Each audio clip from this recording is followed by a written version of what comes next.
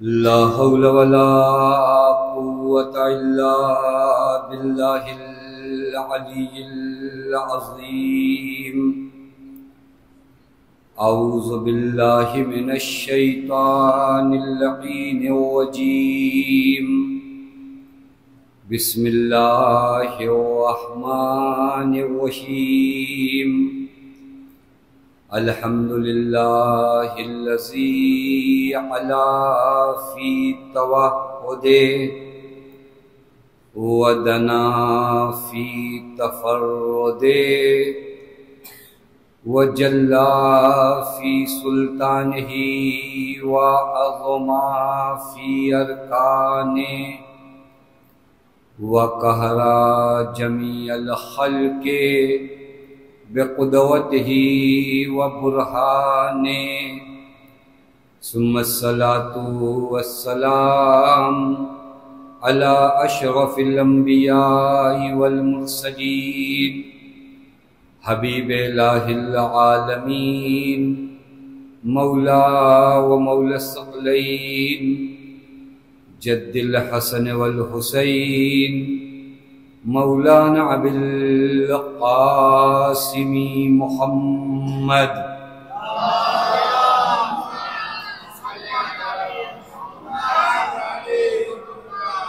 وعلى أهل بيته الطيبين الطاهرين المعصومين المظلومين المنتجبين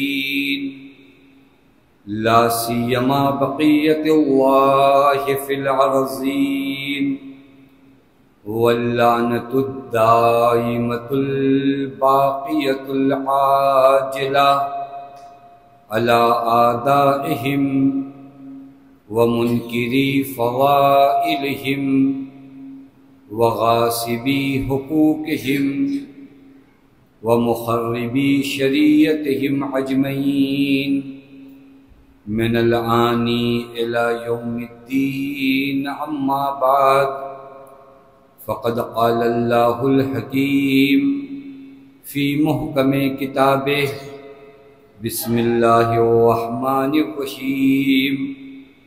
الذي خلق الموت والحياة ليبلوكم أيكم أحسن عملا. صلوات محمد وعلى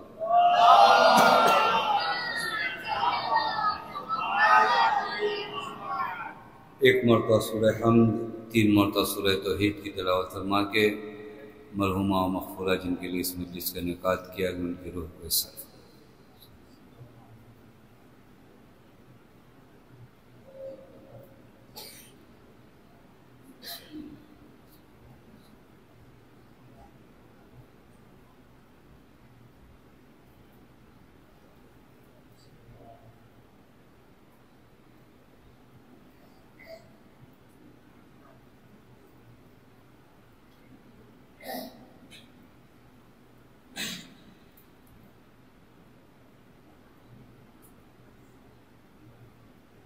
ایک صلوات پڑھیں محمد و آل محمد.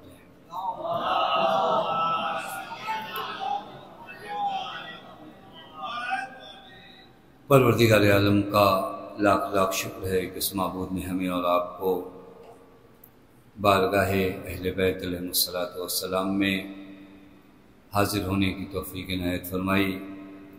اللہ تعالیٰ نے جس عظیم نعمت سے ہمیں اور آپ کو ایک صلوات پڑھیں محمد و آل محمد.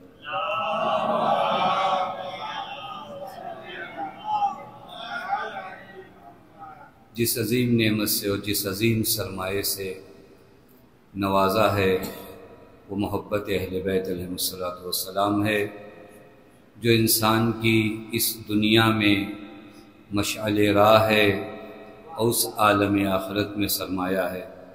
یعنی جس نے اس محبت کو اس زندگانی دنیا میں فقط زبان کی حد تک نہیں بلکہ اپنے کردار کے قالب میں ڈھالا، اس روشنی میں جب وہ انسان چلے گا تو پیغمبر اکرم ارشاد فرماتے حبی و حب اہل بیتی، میری محبت اور میرے اہل بیت کی محبت نافع فی سبعۃ مواطن، 7 جگہوں پر تمہارے لیے میری محبت اور میرے اہل بیت کی محبت نفع بخش ہے۔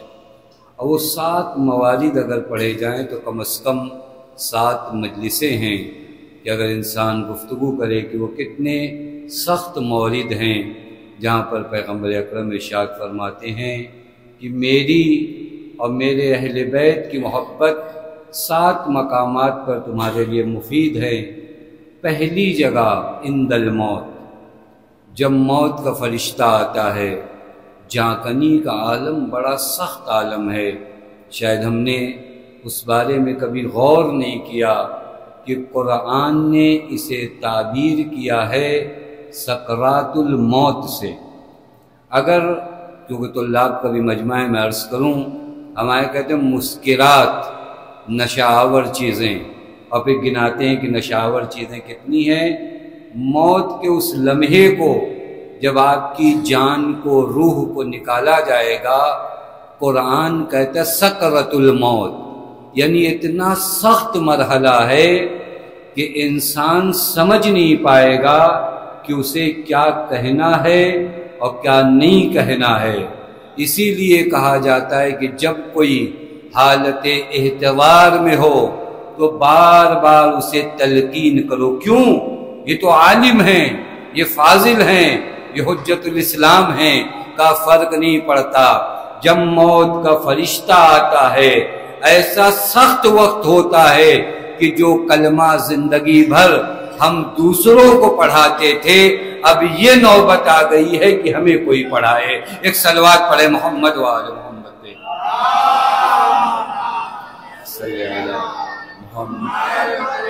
اب ایسے موقع پر پیغمبر فرماتے حبی و حب اہل بیتی، میری محبت اور میرے اہل بیت کی محبت تمہارے لیے یہاں نفع بخش ہے۔ یہاں حضرت امیر اگر آ کر کہہ دیں ملک الموت سے کہ یہ میرا چاہنے والا ہے، پھر جان جانے کا انداز بدل جاتا ہے۔ لہذا یہ پہلا مورد عند الموت، دوسرا مورد عند القبر، دوسری جگہ جہاں محبت اہل بیت انسان کے لیے نفع بخش ہے وہ قبر ہے۔ قبر کون سی جگہ ہے؟ قبر کے بارے میں خود روایات میں ملتا ہے القبر ینادی کل یوم ب5 کلمات، قبر ہر روز 5 کلمات ادا کرتی ہے، بار بار چلا کر پکار کر انسان کو متوجہ کرتی ہے۔ انا بیت الوحدہ فاحملوا الی انیسا، اے انسان میں تنہائی کا گھر ہوں، جب میرے پاس آنا تو کسی مونس کو، مددگار کو ساتھ لے کر آنا۔ انا بیت الغربہ، میں غربت اور فقر و فاقے کی جگہ ہوں۔ فاحملوا الی کنزا، جب یہاں آنا تو کوئی خزانہ ساتھ لے کر آنا۔ انا بیت التراب، میں مٹیوں کا گھر ہوں۔ فاحملوا الی فراشا، جب یہاں آنا تو بستر ساتھ لے کر آنا۔ انا بیت الغربہ وانا بیت الظلمہ، میں اندھیرے کا گھر ہوں۔ فاحملوا الی سراجا، جب یہاں آنا تو کوئی چراغ ساتھ لے کر آنا۔ انا بیت الحیات، میں کیڑوں مکوڑوں کی جگہ ہوں۔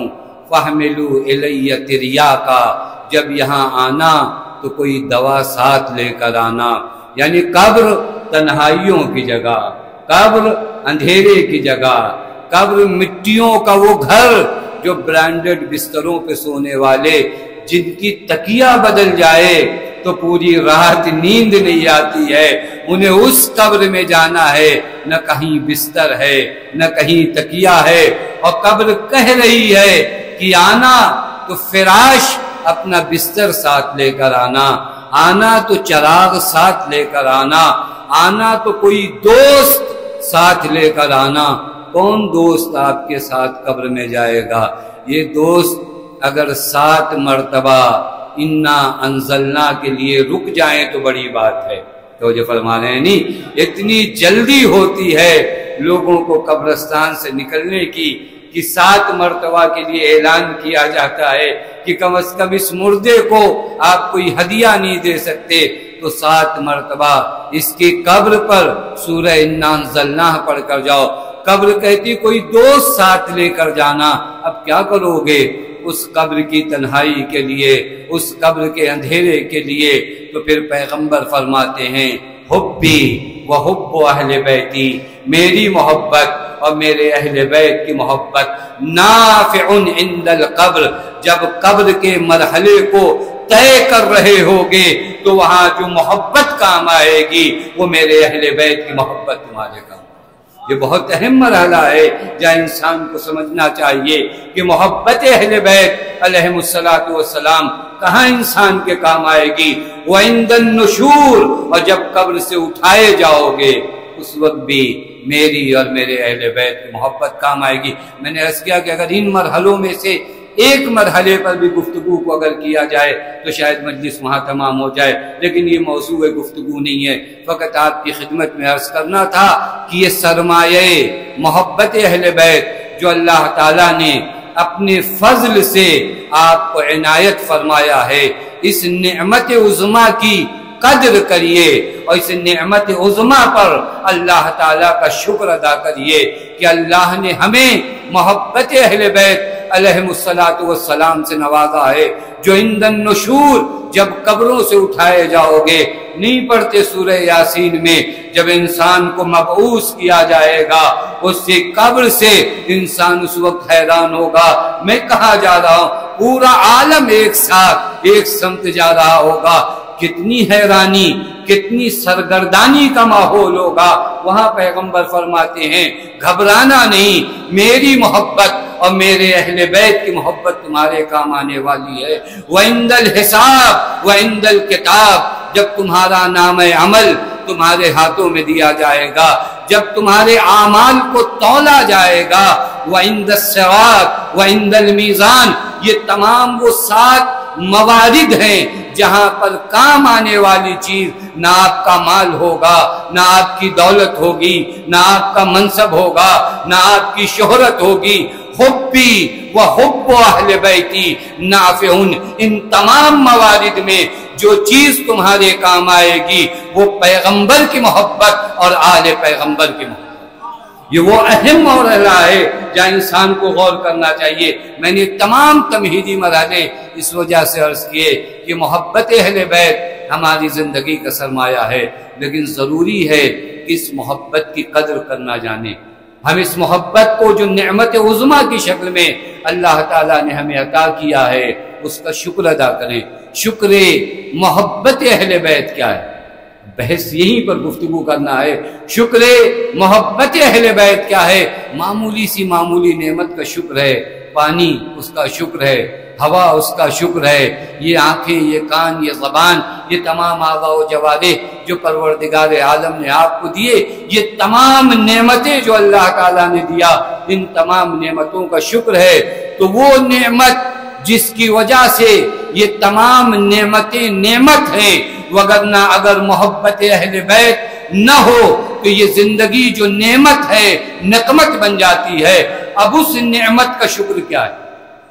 محبت اہل بیت علیہم الصلاۃ والسلام کا شکر کیا ہے جو اللہ تعالیٰ نے ہمیں عطا فرمایا, جو اللہ تعالیٰ نے ہمیں عنایت فرمایا. ہم اس محبت کا شکر کیسے ادا کریں؟ ایک مرحلہ ہے محبت اہل بیت علیہم الصلاۃ والسلام کے شکر کا.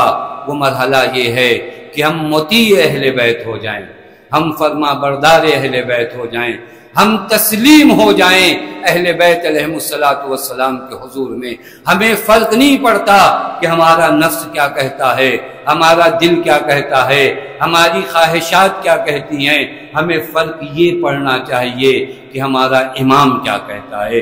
یہی شکر نعمت اہل بیت ہے, اور اس شکر کو جس نے کیا تو کوئی سلمان بنا, کوئی بوذر بنا, کوئی مقداد بنا, اور جس نے کفران نعمت کیا, تاریخ میں ایسے بہت سے نام ہیں جنہیں میں گنانا نہیں چاہتا کہ ایک مدت تک اہل بیت کے ہمراہ تھے, لیکن ایک مرحلہ ایسا آیا کہ اہل بیت کے سامنے تلوار لے کر اہل بیت کو قتل کرنے پہ آمادہ ہے. پوری تاریخ. ایک سلوات پڑھیں, آپ لوگ آگے آجائیں, معاف کریے گا.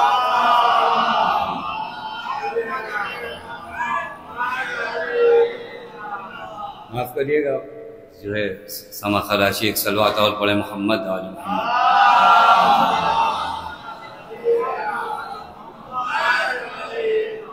اس نعمت محبت اہل بیت کا، چونکہ ہمارے یہاں محبت اہل بیت علیہم الصلوۃ والسلام ہم پڑھتے ہیں، واقعاً یہ سرمایہ ہے، اس میں کوئی شک نہیں کہ اس سے بڑی کائنات میں کوئی نعمت نہیں ہے، لیکن اس نعمت کا شکر کیا ہے؟ ہم نے اس نعمت کا شکر ادا کیا یا نہیں کیا؟ اس نعمت کا شکر یہ ہے کہ ان کے سامنے تسلیم ہو یا نہیں ہو۔ لیکن بہت اہم مرحلہ ہے، انسان اہل بیت سے محبت کرے، میں بھی محبت کرتا ہوں، آپ بھی محبت کریں، لیکن ایک ایسی جگہ آ جائے جہاں پر میرا نفس کچھ چاہے، اہل بیت کچھ چاہیں، وہاں پتہ چلے گا کہ محب اہل بیت ہو یا نہیں۔ اگر اپنی خواہشات کو پامال کر کے امام وقت کے ساتھ چلے جاؤ تو محب اہل بیت ہو، لیکن اگر اپنی خواہشات کو تم سنبھال کر رکھو، اہل بیت کی خواہشات کو پامال کرو، تو تم نے نعرہ محبت لگایا ہے، محب اہل بیت نہیں۔ یہ مرحلہ ہے جو بہت سخت ہے طے کرنا، خدا کی قسم بڑا سخت ہے۔ بہت سے مواقع ایسے آتے ہیں جہاں اہل بیت کا ڈیمانڈ کچھ ہوتا ہے، میرے نفس کا ڈیمانڈ کچھ ہوتا ہے، جہاں اہل بیت کچھ چاہتے ہیں، میں کچھ چاہتا ہوں۔ اہل بیت کہتے ہیں یہ کرو، مجھے لگتا ہے نہیں، اس میں تو میرا گھاٹا ہے، فائدہ یہ ہے۔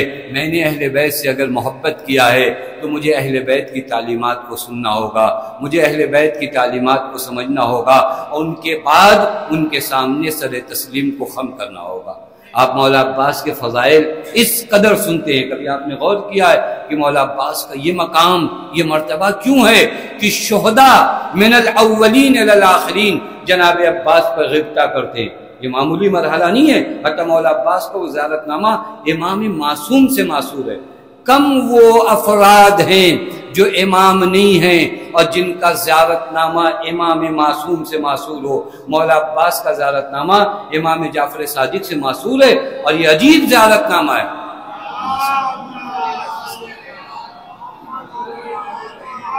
جہاں پر جو جملے ہیں وہ عجیب ہیں، ایھا العبد الصالح المطیع للہ ولرسولہ، یہ وہ جملے ہیں جہاں پر انسان حیران ہو جاتا ہے۔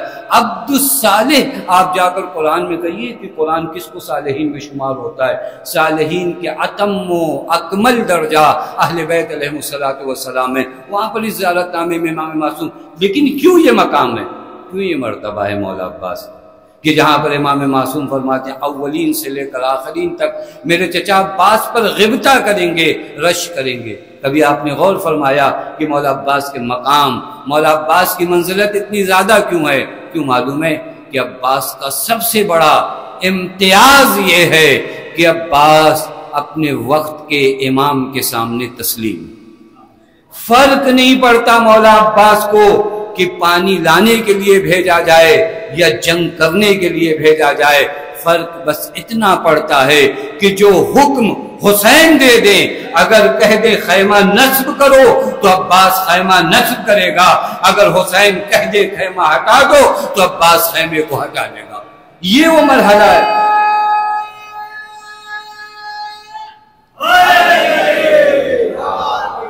یہ مرحلہ ہے جہاں پر انسان کو غور کرنا چاہیے کہ مقام تسلیم ہے۔ مولا عباس کہیں پر ایک مرحلہ آپ مجھے انصاف سے بتائیے جہاں پر امام، یہ کبھی کبھار خطابت کے جوش میں ہم آپ کہہ دیتے نہیں مولا عباس کو جلال آیا اور امام حسین نے سوچا کہ اب کیا کریں، یہ واقعی توہین مولا عباس ہے، معلوم ہے توہین ہے، چونکہ عباس سراپا تسلیم ہے اپنے وقت کے امام کے پاس۔ تو جو فرمائے یا اور آسان کروں، عباس حسین کی مرضی کا آئینہ ہے۔ اگر آپ کو کبھی غور کرنا ہو کہ مرضی حسین کیا ہے تو عباس کے وجود کو دیکھتے چلے جاؤ، یہ آئینہ تمہیں بتائے گا کہ رضا حسین کیا ہے اور غضب امام حسین کیا ہے۔ عباس کا مقام ہو، لیکن یہ مقام کہاں تک آیا؟ مقام تسلیم سے، اپنے وقت کے امام کے سامنے تسلیم ہے۔ میں سوال کروں، میں اپنے امام کے سامنے کتنا تسلیم؟ ہم مجلس ایصال ثواب میں آئے ہیں، محبت اہل بیت ہمارے لیے مفید ہے، لیکن میں اپنے وقت کے آقا، اپنے وقت کے مولا کے سامنے تسلیم ہوں یا نہیں ہوں؟ میرا مولا مجھ سے کیا چاہتا ہے؟ کبھی ہم نے غور کیا کہ حضرت ہم سے کیا چاہتے ہیں؟ میں ایک دو چیزیں آپ کی خدمت میں پڑھوں جو حضرت ہم سے چاہتے ہیں اور ہم پوری نہیں کرتے۔ مثلا ایک خط ہے، بڑا مشہور خط ہے، امام رضا علیہ السلام نے ایک صلوات پڑھے محمد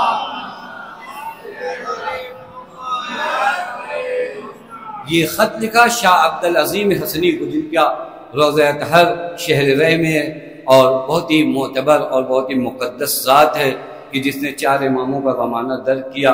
حتیٰ امام ہادی نے ان کے بارے میں ایک جملہ فرمایا جو ان کے روضہ اقدس پہ لکھا ہوا، انت ولینا حقا، تم صحیح میں ہمارے شیعہ ہو۔ یہ ایک جملہ اگر امام معصوم کسی کے لیے لکھ دیں، خدا کی قسم اس کی کامیابی کے لیے جملہ کافی ہے کہ حضرت فرمائیں انت ولینا حقا، تم صحیح معنوں میں ہمارے چاہنے والے ہو، تم صحیح معنوں میں ہمارے ولی ہو۔ 4 معصوموں کا زمانہ درج کیا انہیں حضرت نے۔ میں یہ خط پڑھ رہا ہوں، یہ خط ایک اشرے کا موضوع ہے، لیکن آپ لوگ اس خط کو سرچ کریے گا، بہت سے کام آپ نیٹ پہ کرتے ہیں، یہ بھی ایک کام نیٹ پہ سرچ کریے کہ مولا امام رضا کا خط شاہ عبد العظیم حسنی کے نام، جہاں پر حضرت نے ڈیمانڈ اپنے شیعوں سے کیا کیا، اپنے چاہنے والوں سے حضرت کیا چاہتے۔ یہ خط عجیب خط ہے، مولانا شاہ عبد العظیم حسنی کو یہ خط لکھا، اور شاہ عبد العظیم حسنی کا بھی مرحلہ بہت ہے، وہی تسلیم کی جو بات میں آپ کی خدمت میں عرض کر رہا تھا۔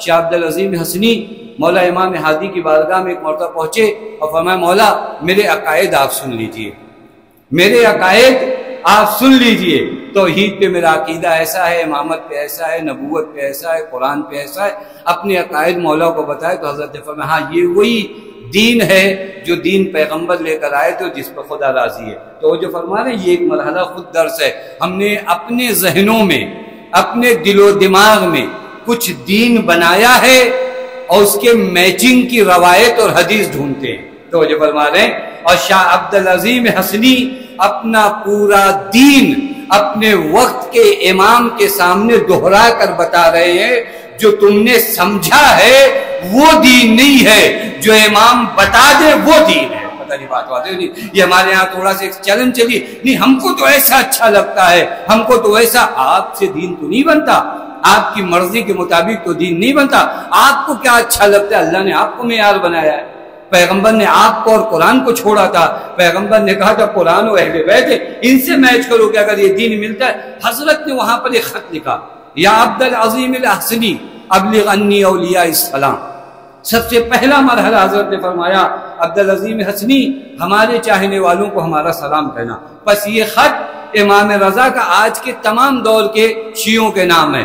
اب اگر مجھ سے کوئی کہے کہ آپ کے دادا نے ایک خط لکھا تھا اور فلاں صاحب کے پاس ہے، ہمارے دادا غیر معصوم، پتہ نہیں کون سی باتیں صحیح لکھے کون سی باتیں صحیح لکھے، لیکن چونکہ میرے دادا کا خط ہے، اگر کوئی مجھے پیسے میں بھی بیچے گا تو میں جا کر وہ خط خرید کے لاؤں گا کہ ہمارے دادا نے وہ خط کیا لکھا۔ خوب یہ خط آپ کے امام کا آپ کے نام ہے، یا عبد العظیم الحسنی ابلغ انی اولیاء السلام، ہمارے چاہنے والوں کو سلام کہنا، یہ مولا کا سلام اپنے چاہنے والوں۔ وَقُلْ لَهُمْ ان لا يجعلوا للشیطان علی انفسہم سبیلا، اور پہلا فرمان آپ کے مولا کا، آپ کے آقا کا، غور کریے ہم اس خط کو کبھی رکھیں سامنے اور اس کے بعد دیکھیں میں کتنا تسلیم ہوں اپنے امام کے سامنے۔ وَقُلْ لَهُمْ ان لا يجعلوا للشیطان علی انفسہم سبیلا، اور ہمارے چاہنے والوں سے یہ کہنا کہ وہ اپنے آپ پر شیطان کو غالب نہ آنے دیں، شیطان کو مسلط نہ ہونے دیں۔ یہ ایک جملہ علماء تشریف فرما ہے کہ اگر اس کی وضاحت کیا جائے تو واقعاً 1 گھنٹے کی مجلس چاہیے فقط اس ایک جملے پہ۔ قل لہم، ان سے کہو، ان لا یجعلوا للشیطان علی انفسہم سبیلا، ان سے کہنا کہ اپنے آپ پر شیطان کو مسلط نہ ہونے دیں۔ اس سے پہلا مطلب جو اخذ کیا جا سکتا ہے وہ یہ کہ اگر ہم چاہ جائیں نا تو شیطان ہم پر مسلط نہیں ہو سکتا، کیونکہ مولا حکم دے رہے ہیں ان سے کہو کہ یہ اپنے آپ پر شیطان کو مسلط نہ ہونے دیں، یعنی تمہارے پاس اتنی طاقت ہے، اتنی قدرت ہے کہ اگر تم اہل بیت کے بتائے ہوئے راستے پہ چلو تو شیطان تم پر مسلط نہیں ہو سکتا، لہذا بار بار اپنے گناہوں کا صحرا شیطان کے سر مت ڈالا کریے، کبھی اس صحرے کو اپنے سر بھی لیا کریے، کیونکہ اگر آپ چاہ جائیں، بڑا آسان ہے، شیطان نے بہکا دیا۔ کہاں سے بہکا دیا؟ میں ایک جملہ کہوں آپ کی خدمت میں، شیطان ہے ایک مخلوق متکبر، اگر آپ قرآن کی روشنی میں دیکھیں شیطان کیا ہے، ایک مخلوق متکبر نکالا ہی گیا اپنے تکبر کی وجہ سے نا، کہ میں آدم کا سجدہ کروں۔ متکبر آدمی کی خصوصیت یہ ہوتی ہے کہ کچھ دنوں تک جھڑک دیجئے تو پھر پیچھے نہیں آتا۔ پتہ نہیں بات واضح ہو رہی ہے؟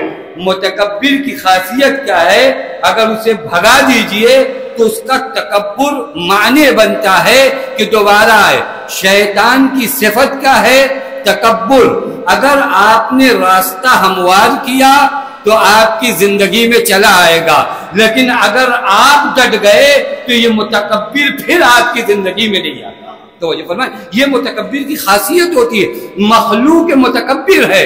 شیطان کو اپنے آپ پر مسلط نہ ہونے دو۔ کیا کروں مولا؟ شیطان مجھ پہ مسلط نہ ہو، کوئی راستہ ہے یا نہیں ہے؟ اس خط پہ کبھی گفتگو ہوگی یا نہیں ہوگی؟ کیا کروں کہ شیطان مجھ پہ مسلط نہ ہو؟ اعوذ باللہ کی تسبیح پڑھوں؟ یہ وہ کام ہے جو فری میں ہوتا ہے، اگر آپ بتائیے 100 مرتبہ پڑھیے تو مومنین پڑھ لیں گے۔ لیکن مسئلہ تو یہ ہے کہ اعوذ باللہ کی تسبیح جس میں پیسہ خرچ نہیں ہوتا، جس میں زحمت نہیں ہوتی، ہم سب پڑھیں گے، لیکن کچھ اعمال ہیں جن کی بنیاد پر شیطان ہمارے وجود میں نفوذ کرتا ہے۔ اگر کہا جائے ان سے بچیے تو معاملہ سخت ہو جاتا ہے۔ ایک پہلا مرحلہ میں آپ کی خدمت میں بتاؤں جہاں سے شیطان آپ کے وجود پر مسلط ہوتا ہے، مال حرام۔ اب یہ سخت مرحلہ، اب یہ تسبیح سے مرحلہ سخت آ گیا نا۔ تسبیح بتائیے آپ کتنی مرتبہ پڑھنا ہے، وہ تو آسان ہے۔ پہلا مرحلہ جہاں سے انسان کی زندگی میں شیطان کا ورود ہوتا ہے، حضرت پیغمبر فرماتے یا علی من اکل مال الحرام، اے علی اگر کوئی مال حرام کھاتا ہے، پہلا اثر مال حرام کا یہ ہے مات قلبہ، اس کا دل مردہ ہو جاتا ہے، اور جہاں دل مردہ ہوا وہاں شیطان انسان پہ مسلط ہوا۔ تو یہ فرمائے پہلا اثر جو مال حرام کا ہے مات قلبہ وخرق دینہ وحجبت دعوتہ وقلت عبادتہ، یہ اثار ہیں مال حرام کے۔ شیطان یہاں سے آپ کی زندگی میں آتا ہے۔ اپنے گھر میں ایک لقمہ لے کر جاؤ لیکن زہر مت لے کر جاؤ، تاکہ یہ بچے جو محبت اہل بیت کے سائے میں پروان چڑھ رہے ہیں، یہ محبت ان سے چھینی نہ جائے، کیونکہ دشمنوں کی چال ایک یہ بھی ہے کہ مال حرام کو اتنا رائج کر دو تاکہ لوگوں کے دلوں سے محبت اہل بیت نکل آئے۔ یہ بہت اہم مرحلہ ہے جہاں پر انسان کو غور کرنا ہے۔ مجھے اگر آج پتا چل جائے کہ بھیونڈی میں ایک پاکٹ دودھ ایسا ٹہل رہا ہے کہ جس میں زہر ہے، میں کہوں گا ایک دن چائے نہیں پیوں گا تو کیا ہو جائے گا؟ بھائی یہ ہزاروں پیکٹ میں ایک پیکٹ ہے، رہا کرے، یہ رسک میں اپنے گھر نہیں لوں گا۔ کہیں وہ پیکٹ یہی نکل گئی تو اگر ایک زہر سے ملا ہوا دودھ ہزاروں پیکٹوں میں ایک میں آ جائے تو میں لانے کو تیار نہیں ہوں، کیونکہ یہ خطرناک ہے۔ وہ مال حرام جو پوری بازاروں میں عام کیا جا رہا ہے، اسے کتنی آسانی سے اپنے گھر میں میں لانے کو تیار ہوں۔ یہ ایک اہم مرحلہ ہے۔ ان سے کہو کہ اپنے آپ پر شیطان کو مسلط نہ ہونے دیں۔ مولا کیا کروں مال حرام سے؟ اور شیطان کو معلوم ہے شیطان سے دور ہونے کا ایک دوسرا طریقہ، یعنی راستہ بند کریے نا۔ اگر برسات میں کہیں سے پانی آتا ہے تو عقل مند انسان کیا کرتا ہے؟ اپنے چھت کو ریپیئر کرتا ہے۔ میں پہچانتا ہوں میرے گھر کی کمزوریاں کہاں ہیں، میں جانتا ہوں کون سی دیوار، یہ دیوار کمزور یہ والی ہے، میں صحیح یہ کروں تو پانی تو آئے گئی۔ میرے وجود میں وہ کون سی دیواریں ہیں جہاں سے شیطان نفوذ کرتا ہے۔ دوسری جگہ جہاں سے شیطان انسان کے وجود میں نفوذ کرتا ہے جب انسان کے وجود میں ریاکاری اور مکاری آتی ہے۔ یہ وہ جگہ ہیں جہاں سے شیطان انسان کی زندگی میں داخل ہوتا ہے۔ آپ قرآن کی آیت پڑھیے ثم لآتینہم من بین ایدیہم، میں ہر طرف سے آؤں گا، سامنے سے، پیچھے سے، دائیں سے، بائیں سے، لیکن کن کے سامنے نہیں آؤں گا؟ الا عبادک المخلصون، وہ تیرے مخلص بندے ہیں۔ یعنی خلوص وہ دیوار ہے جو شیطان کو انسان کی زندگی میں نہیں آنے دیتی۔ اس دیوار کو آج گرایا جا رہا ہے۔ یہ دیوار ہمارے ہاں گر رہی ہے. آج ایک معمولی سا کام کرنے بیٹھے, ایک رشتہ دار کی مدد کیا کرنے گئے, پہلے فوٹو, بعد میں فوٹو, پھر اس کے بعد اسٹیٹس لگے گا, پھر اس کے بعد یوٹیوب پہ جائے گا, پھر فیس بک پہ جائے گا. یہ وہ خلوص کی دیواریں ہیں جو ٹیکنالوجی کے نام پر آپ کے سامنے سے گرائی جا رہی ہے. اور جہاں ریاکاری کسی معاشرے میں آئی, جہاں عیاری کسی معاشرے میں آئی, اس معاشرے میں شیطان کا دخول ہوتا ہے. خلوص آپ کے وجود میں کام خدا کے لیے. مجھے انصاف سے تو بتائیے, جس وقت جناب زہرا نے وہ روٹیاں دی تھی, کون سا واٹس ایپ تھا؟ کون سی ایک ٹیکنالوجی تھی جو آپ کے پاس موجود ہے؟ کچھ بھی نہیں تھا. حتی ان فقراء سے بھی کہا لا نرید منکم جزاء ولا شکورا, ہم کچھ نہیں چاہتے. قانون بتایا کہ اگر تم کسی کام کو خدا کے لیے کرتے ہو تو رات کی تنہائی میں کرو. اللہ جب باقی رکھے گا تمہارے کام کو تو دنیا مٹ جائے گی تمہارے کام کا ذکر ہے. لیکن ہم کوشش کرتے ہیں کہ اپنا کام خود کریں. ایڈورٹائز کی بھی ذمہ داری لے رکھا ہے. ایک تو مجلس پڑھو, اس کے بعد اپنی ایڈورٹائز کرو. یہ کون سا مرحلہ ہے؟ خدا کی قسم یہ مرحلہ انسان کے وجود میں شیطان کے دخول کا سبب بنتا ہے. مولا فرماتا ہے ابلغ عنی اولیاء السلام وقل لهم ان لا يجعلوا للشیطان علی انفسهم سبیلا. ان سے کہو کہ اپنے آپ پر شیطان کو مسلط نہ ہونے دیں. میں گزر جا رہا ہوں, کم سے کم یہ خط ایک مرتبہ آپ ترجمے کی حد تک تو سن لیجئے. اس کے بعد حضرت نے فرمایا وَمُرْهُمْ بِالصِّدْقِ فِي الْحَدِيثِ وَعَدَاءِ الْأَمَانَةِ. ہمارے چاہنے والوں سے کہو کہ وہ باتیں سچ کریں, امانتوں کو ادا کریں. آپ اس معاشرے کو دیکھیے گا جو معاشرہ اپنے آپ کو محب اہل بیت کہتا ہے, یہ معاشرہ اور اس خط کو سامنے رکھیے گا اور کوئی کسی کا حساب نہ کرے, اپنا حساب میں اپنے آپ کریں. ہماری عادتیں یہ ہو چکی ہیں کہ ہم دوسروں کا حساب زیادہ کرتے ہیں, اپنا حساب کبھی نہیں کرتے. ہم جب کوئی روایت پڑھتے تو دوسروں کے لیے پڑھتے, اپنے لیے بھی تو پڑھیے کبھی ایک مرتبہ روایت کہ آپ اس روایت پر کس قدر صادق آتے ہیں, آپ پر یہ روایت میچ کرتی ہے نہیں کرتی ہے. روایت آئی واٹس ایپ پہ, ہم نے اس کو بھیج دیا جس کے یہاں ہمارا ادھار باقی ہے, وہ اپنے کو بھی دے کہ ہم نے بھی کسی کو ادھار دیا ہے, وہ روایت ہمارے لیے بھی ضروری ہے نہیں. مرہم بالصدق فی الحدیث وعداء الامانہ. انہیں حکم کرو, ہمارے شیعوں کو حکم کرو. کس چیز کا حکم کریں؟ صدق الحدیث, بات سچ کی بنیاد, رشتے صداقت کی بنیاد پر. دیکھیں جو زندگی میں رشتے صداقت کی بنیاد پہ نہیں ہوتے وہ رشتے منہ پھیرتے ٹوٹ جاتے ہیں. لیکن جو رشتے صداقت کی بنیاد پہ ہوتے ہیں, 1400 سال گزر گئے, اہل بیت سے رشتہ ٹوٹ کیوں نہیں پایا؟ کیونکہ یہ رشتہ صداقت کی بنیاد.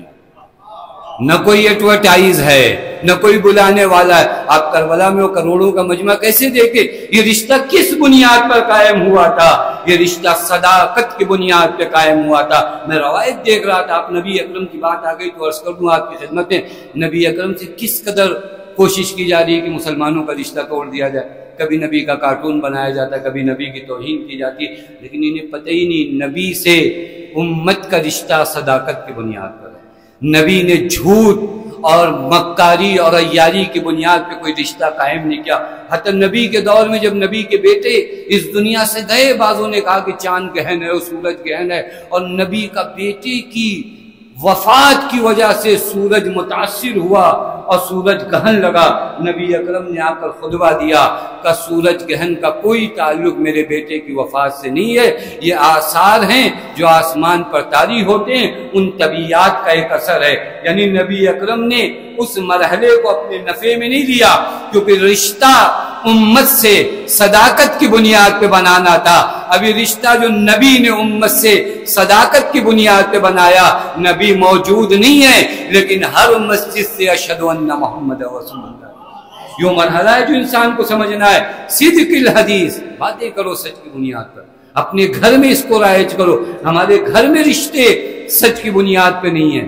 ہمارے گھروں میں جو رشتے آج ٹوٹ رہے ہیں, جو رشتے نہیں برقرار رہ پا رہے ہیں, دوست کا دوست سے رشتہ, شوہر کا بیوی سے رشتہ, بیوی کا شوہر سے رشتہ, بیٹے کا باپ سے رشتہ, باپ کا بیٹے سے رشتہ. صداقت ہی نہیں ہے ہمارے درمیان, سچائی نہیں ہے ہمارے درمیان. وہ رشتے جو سچ کی بنیاد پر نہیں ہوتے وہ رشتے باقی نہیں رہتے. آپ منہ پھیریے وہ رشتہ ٹوٹ جاتا ہے. صداقت کی بنیاد پہ اس رشتے کو باقی رکھیے, خدا کی قسم یہ رشتہ قیامت تک باقی رہے گا. مولا فرماتے بالصدق فی الحدیث واداء الامانہ, امانتوں کو ادا کریں. ابھی موضوع گفتگو نہیں ہے امانتوں کو ادا کرنا. ہمارے شیعوں کو حکم کرو کہ امانتوں کو ادا کریں. کتنی امانتیں ہمارے پاس. ہمارے ہاں تو معاشرہ اتنا نیچے لیول پہ آ چکا ہے کہ اگر کسی کا ادھار باقی ہو اور اس سے جھگڑا ہو جائے تو کہتے ہیں اب لے کے بتائیں. سے آپ کے جھگڑے سے اس کے ادھار سے کیا ربط ہے؟ اس کا ادھار اپنی جگہ ہے, آپ کا جھگڑا اپنی جگہ ہے. اس نے آپ کو گالی بھی بکا, اس نے آپ کو مارا بھی, لیکن آپ مجھے بتا دیجئے کہیں شریعت اجازت دیتی وہ پیسہ جو اس کا تھا وہ آپ کا ہو گیا, وہ تو اس کا پیسہ ہے نا. اور یہاں حساب کر کے نہیں جاؤ گے تو روایت میں ہے کہ ان کو روکا جائے گا. کہاں پر روکا جائے گا؟ بعض مواقف ایسے ہیں قیامت میں جہاں صاحبان حق کو روکا جائے گا, کہا جائے گا حق ادا کر کے جاؤ. اب یہاں تو آسان ہے حق ادا کرنا. یہاں اگر کسی کا دل دکھایا ہے 10 مرتبہ کہیں گے 11ویں مرتبہ معاف کر دے گا, لیکن وہاں پر ہوتا ہے, یہ اپنے یہاں بھی ہوتا ہے, اگر آپ کا پیسہ کسی کے اوپر 100 روپیہ باقی ہو اور آپ کے حالات اچھے ہو تو آپ کہتے چلو 100 روپیہ نہیں ملے گا چلے گا. لیکن اگر آپ کے بھی حالات خراب ہو تو آپ 5 روپیہ بھی جوڑتے ہو کس کے کیا کتنا باقی ہے. تو یہ فرمانے کیونکہ آپ کے حالات خراب ہیں. قیامت میں سب کے حالات خراب ہیں. اگر وہاں مجھے پتا چل جائے کہ میری غیبت جس نے کیا ہے اسے معاف نہیں کروں گا تو اس کے حصے کا ثواب میرے پاس آ جائے. تو جو فرمانے تو پھر میں وہاں معاف کیوں کرنے لگا جب مجھے یہ پتا چلے گا کہ ان کا ثواب میرے حصے آئے گا, اور اگر ان کے پاس ثواب نہیں ہوگا تو میرا کچھ عذاب ان کے حصے جائے گا. لہذا اس دنیا میں جو امانتیں ہیں ادا کر کے جاؤ قبل اس کے کہ وہاں تم سے کہا جائے کہ امانتوں کو ادا. جہاں آپ کے ہاتھ تنگ ہوں گے, جہاں آپ کے بس کی بات نہیں, ادا الامانہ دین کا پیغام ہے. یہ امانت ہمارے یہاں ادائیں نہیں ہوتی. آپ روایات دیکھیے, خدا کی قسم جنگ خیبر ہے, ایک شخص آیا پیغمبر کے حضور میں, اس نے کہا یا رسول اللہ میں مسلمان ہونا چاہتا ہوں. نبی اکرم نے فرمایا ہو جاؤ, کہ لیکن میرے پاس کچھ بھیڑ بکریاں ہیں, یہ قلعہ خیبر میں جو یہودی آپ کے دشمن ہیں جن سے آپ کی جنگ چل رہی ہے یہ امانت ہے ان کی, میں ان کی جانب سے چرواہا ہوں. نبی اکرم لشکر, روایت کہتی کہ لشکر نبی اکرم میں اب ایسا وقت آ گیا تھا کہ وہ جانور بھی ذبح کیے جا رہے تھے جو مکروہ تھے, یعنی لشکر کے پاس کچھ کھانے کو بھی نہیں تھا. ایسی پوزیشن, جانور کس کے دشمن کے, لانے والا کون جو ابھی مسلمان ہوا ہے, لشکر کے حالات پہلے سے خراب. نبی اکرم نے فرمایا پہلے امانت کو واپس کر کے اور پھر آنا یہاں. یہ دین ہے آپ کا. یہاں بھائی کا حق, بھائی کا امانت نہیں ادا ہوتی, دوست کی. مولا فرمایا مرہم, انہیں حکم کرو.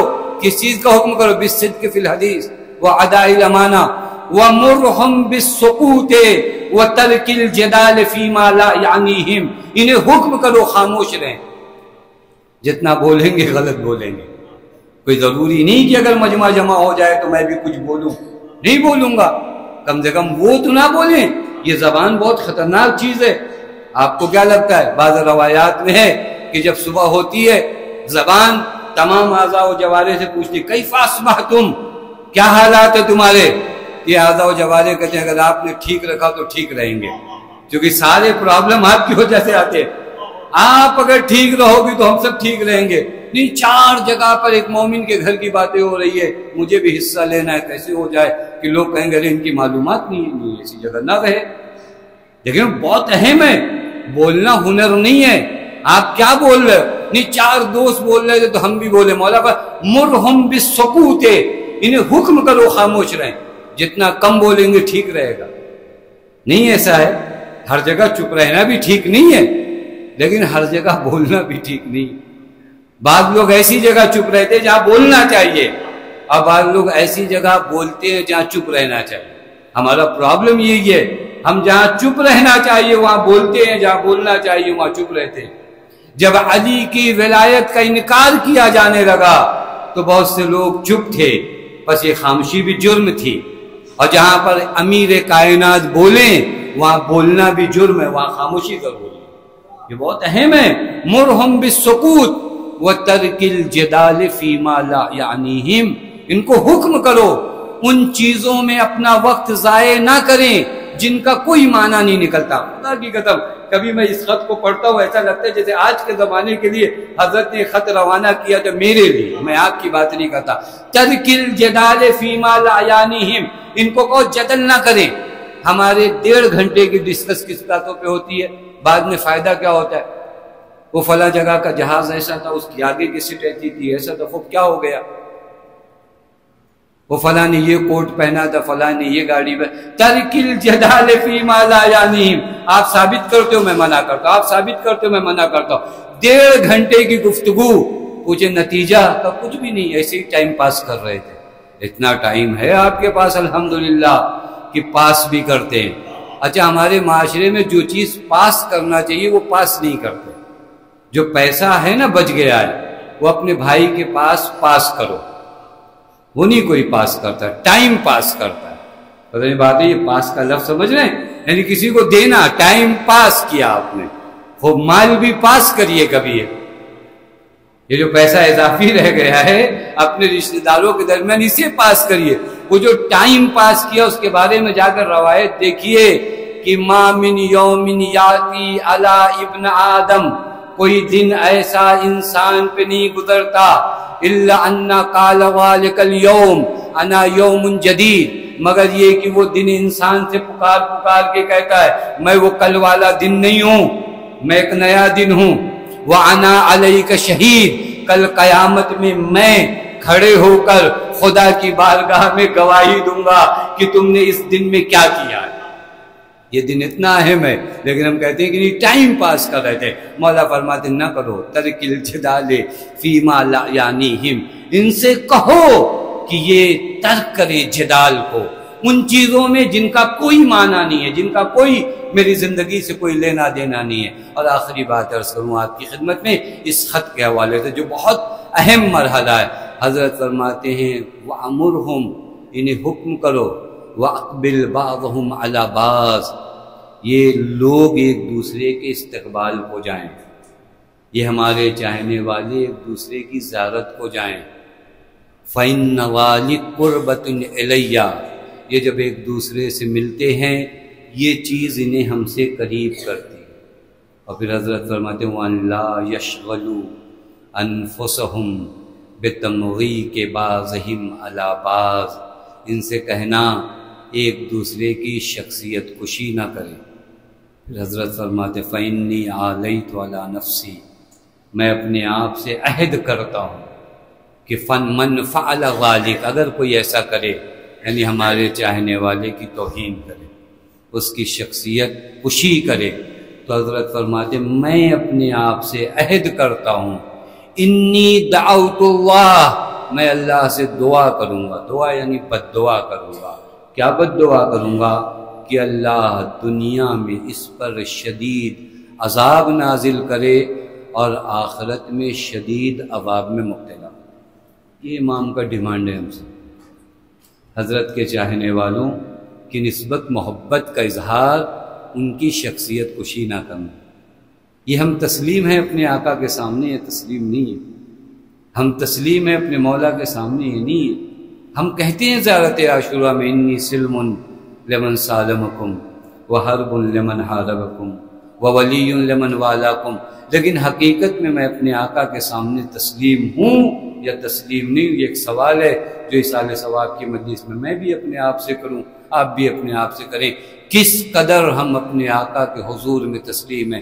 ہم کو منع کیا گیا ہے کہ ہمارے چاہنے والوں کی توہین نہ کرو، ہم توہین کرتے۔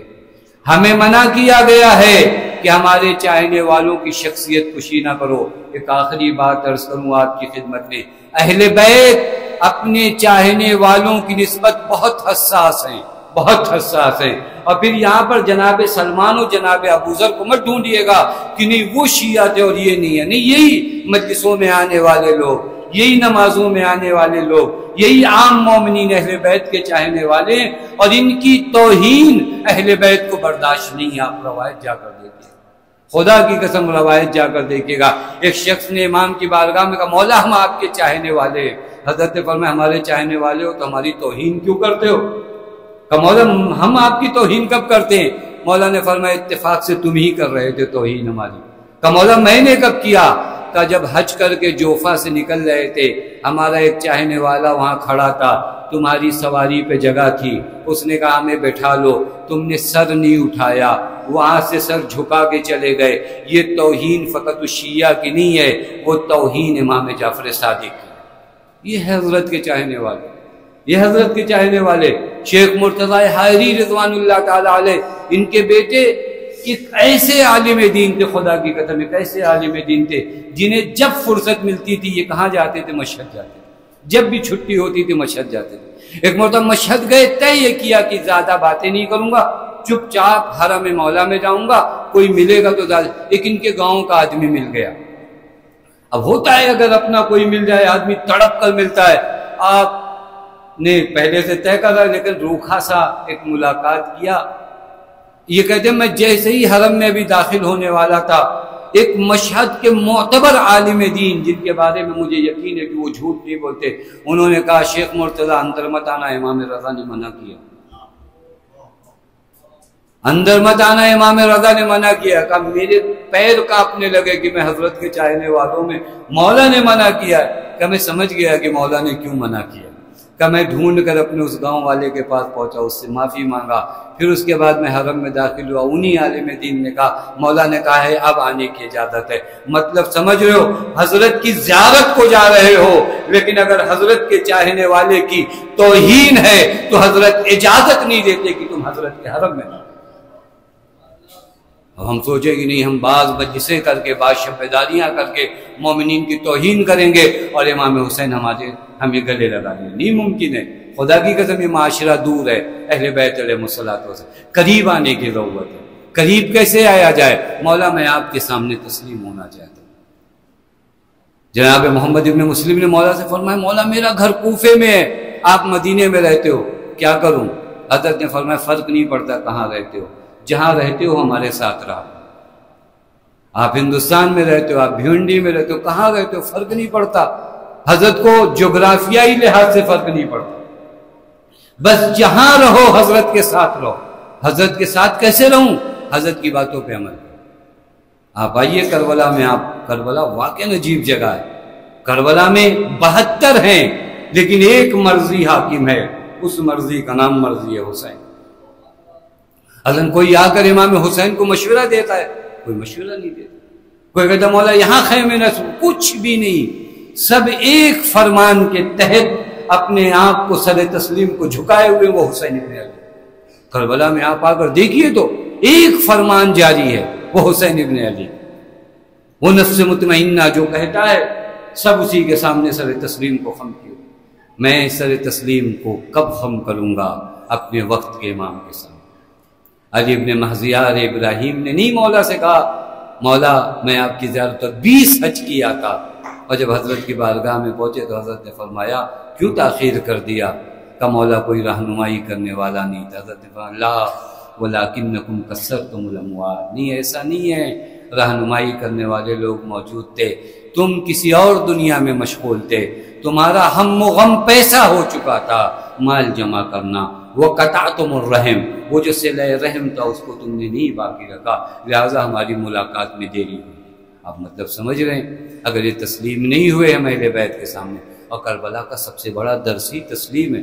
حسین امر خدا کے سامنے تسلیم ہے، اصحاب حسین حسین کے سامنے تسلیم، یہی کربلا ہے۔ امام حسین کو نکلتے وقت کتنے لوگوں نے منع کیا تھا؟ آپ آ کر غور کریے گا کبھی، مولا نہ جائیے خطرہ ہے، یا کیا فرمایا؟ فرمایا اللہ چاہتا ہے، ختم ہو گئی۔ ابھی ہمارے یہاں کربلا کی بڑی تحلیل کی جاتی، مجھے نہیں فرق پڑتا کہ کربلا کیوں بیان ہوئی، مجھے فقط اتنا پتا ہے کہ اللہ تعالیٰ کا حکم تھا، حسین ابن علی امر خدا کے سامنے تسلیم تھا۔ ان اللہ شاء ان یراہن صبیہ، بس ختم سبایا۔ ان اللہ شاء ان یراہن قتیلہ، بس ختم ہو گئی بات۔ اللہ چاہتا ہے، بس اللہ چاہتا ہے، یہی حسین ہے۔ مرضی پروردگار عالم کے سامنے حسین تسلیم، حسین کے سامنے اصحاب حسین تسلیم، اور اس قدر تسلیم ہے خدا کی قسم۔ کربلا میں جو جناب زینب نے فرمایا ما رأیت الا جمیلا، یہ وہی مناظر ہیں جو جناب زینب نے اپنی آنکھوں سے دیکھا۔ زینب نے شب عاشور تسلیم کو دیکھا ہے، زینب نے شب عاشور اخلاص کو دیکھا ہے، زینب نے شب عاشور بندگی کو دیکھا۔ تو فرمایا ما رأیت الا جمیلا۔ بس ایک مرحومہ کے ایصال ثواب کی مجلس ہے، آپ سمجھ سکتے ہیں ہم اپنے غموں کو جب غم کربلا میں ضم کرتے ہیں تو تسکین ملتی ہے۔ اللہ اکبر۔ میرے دوست و عزیزو، کربلا کہ جس منظر کو بھی آپ غور کریں وہاں پر آنکھوں میں اشک آ جاتا ہے۔ حسین کی غربت کو یاد کرو، حسین کی تنہائی کو یاد کرو۔ ایک ایسا وقت بھی آیا جب سرکار سید الشہداء در خیمہ پہ آئے اور فرمایا بیویوں تم سب پر حسین کا سلام ہو۔ بیویوں نے فرمایا مولا ایسے نہیں جانے دیں گے، پہلے آپ خیمے میں تشریف لائیے، ایک مرتبہ جی بھر کے آپ کو دیکھ لیں۔ ارباب اعضاء بڑا سخت مرحلہ ہوتا ہے۔ حسین ابن علی خیمے میں آئے۔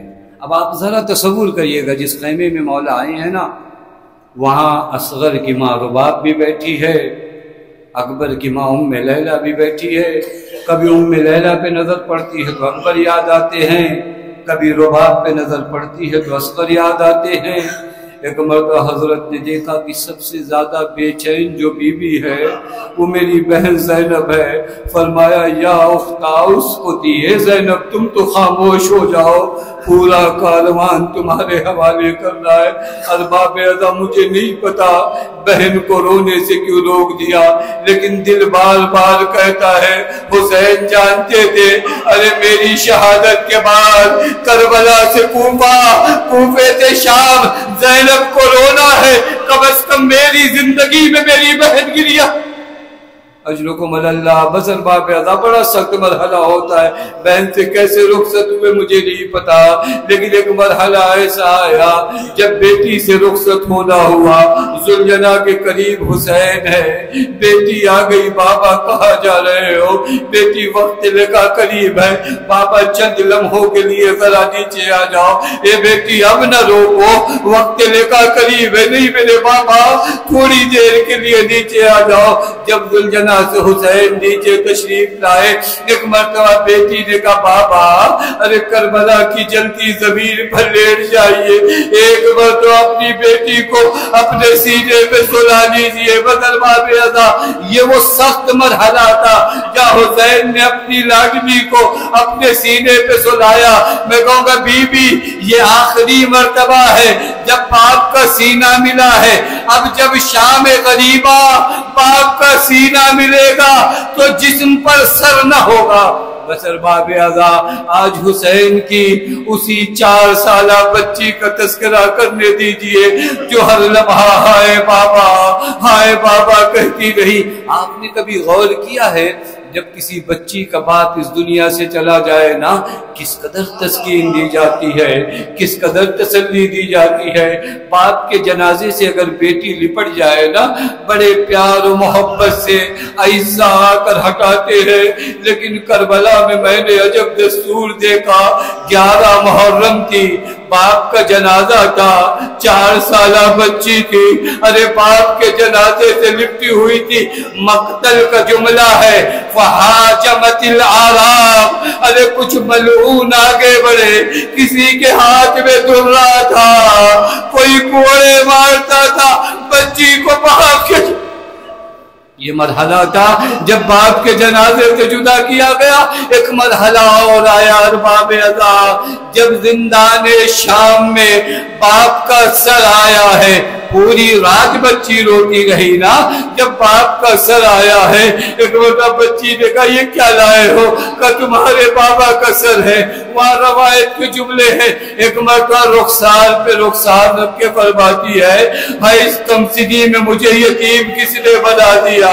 اے میرے بابا یہ آپ کی ریش مبارک خون سے آلودہ کہتے ہیں، ایک ایک بہن کرتی جاتی ہے۔ ایک مرتبہ فرماتی بابا ارے یہ آپ کے لبوں پہ زخم کیسا ہے؟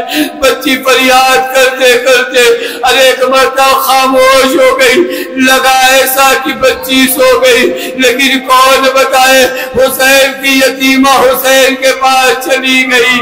عابد کا امتحان تھا ارباب ازا، زندان شام تھا، بہن کا جنازہ تھا، یا عابد جنازہ سکینہ لے کر قبر کے پاس کھڑے تھے، ایک مرتبہ تو ہاتھ نمودار ہوئے، سید سجاد ارے میری امانت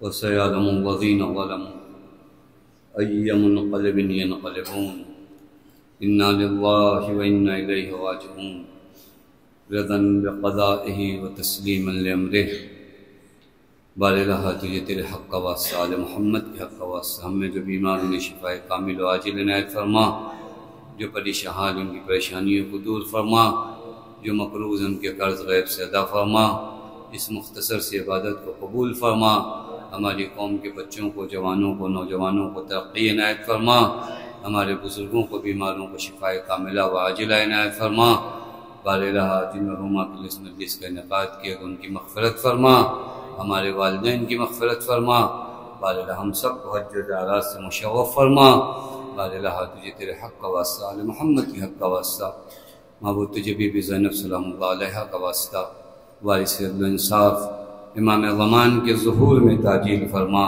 ہمیں ان کے اعوان و انصار میں شمار فرما، ایک مرتبہ سورہ حمد، 3 مرتبہ سورہ توحید کی تلاوت فرما کے مرحومہ کی روح کو سر